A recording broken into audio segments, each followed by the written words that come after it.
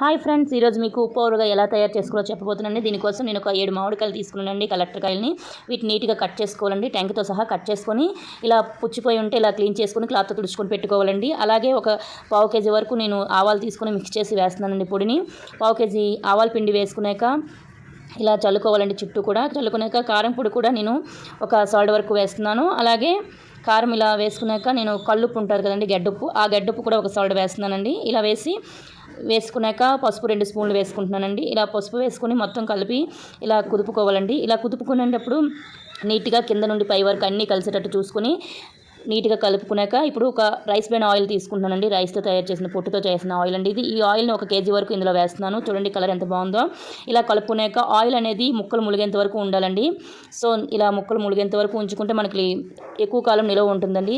ఈ వీడియో కనుక మీకు నచ్చినట్టుంటే లైక్ చేయండి, షేర్ చేయండి, సబ్స్క్రైబ్ చేయడం మాత్రం మర్చిపోకండి.